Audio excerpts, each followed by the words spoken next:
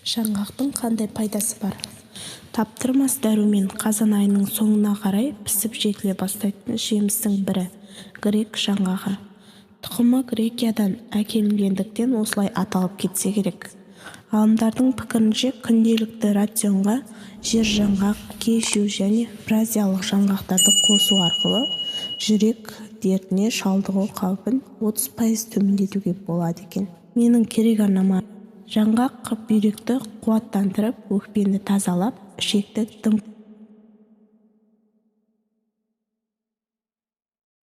дымқылдандырады және дене әлсіздігіне, бел сыздап ауырғанда, бас айналып, құлақ шыңылдағанда пайдалы. Ол үшін жаңғақ дәніне 600 грамм қара бұршақтан 300 грамм талқандап, балға араластырып, күніне 2 реттен ішеді. Қазіргідей күн суыта бастаған кезде балалардың тамағы шыбырлап, жөтелуінен болады. Осындайда жаңғақтан дәрі жасап жіберсеңіз жақсы.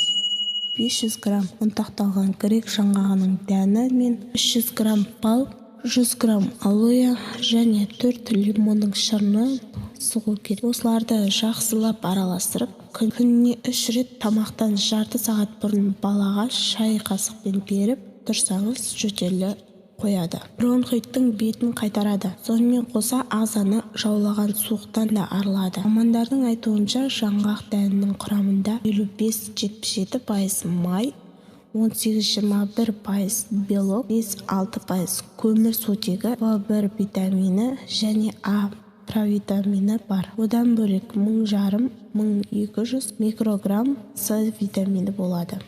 Жаңғақ тоқтаудан болатын кеселдерді келмеске қуатыны осы витаминдердің арқасында. Жаңғақ ми қызметін күшейтетін қасиетке ие. Күнде таңертең аш қарынға 1-2 дана жаңғақ жеп жүрген адам алғыр, зейінді болады деседі. Грек жаңғағының майын қабынуға қарсы, атеросклероз бен жүректің ишемиялық ауруларына, тіпті қатерлі ісікке қарсы қолдануға болады. Ағзаны қалпына келтірудің алдында жан салмайтын бұл майды көптеген операциялар мен дерттерден кейін қолданса тіпті керемет. Терідегі алуан түрлі жара, күйік, тартылып қабықтанбай жүрген үлкен жаралар мен терінің жарылуы кезінде де жаңғақты езіп, майын жағуға болады. Ал ұнтақталған дәнін балмен теңдей мөлшерде араластырып, күніне 3-4 рет 25-30 граммдан жеп жүрсе, балалардың иммунитеті көтеріліп, күш-қуат береді. Ол жүкті әйелдерге, қаны аз адамдарға да өте пайдалы. Бұл қоспаны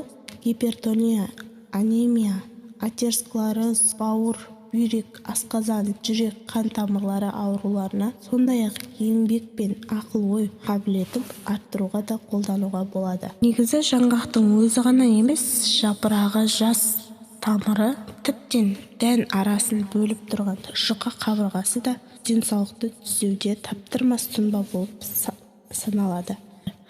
Мысалы, кептірілген ұнтақталған жаңғақ дәнінің 1 қасығын жарты литр суға салып, 1-2 минут қайнатып, 1 тәулік тұндырып, күніне 30 граммнан 3 рет үзіліссіз 2-3 ай ішіп жүрген адам қант диабетінен айығатын көрінеді. Соңғы зерттеулер күніне жаңғақтың 1 порциясын пайдалану жүрек ауруларына шалдығу қаупін едәуір қысқартатынын көрсетіп отыр. Сондай-ақ жаңғақтар онкологиялық аурулардың алдын алуда 10% пайдасы бар. Зерттеушілердің пайымдауынша, жаңғақтың құрамындағы пайдалы заттар организмді холестериннен арылтуға септеседі, яғни түрлі дерттердің пайда болу қаупін бәсеңдетеді. Сарапшылар жаңғақтарды көбірек пайдалануға кеңес береді. Грек жаңғағы көп жылдық жемісті өсімдік. Орта Азия мен Кавказда өседі. Сәуір айының ортасында гүлдеп, жемісі қыркүйекте піседі. Халық медицинасында оның тамырын, дәнін, қабығын, жапырағын көптеген ауруға ем етіп, ертеден пайдаланып келеді. Видеоны соңына дейін қарағандарыңызға рахмет. Тіркеліп, лайк басып қолдап кетіңіздер. Көптеп видеолар салып отырамын, керекті.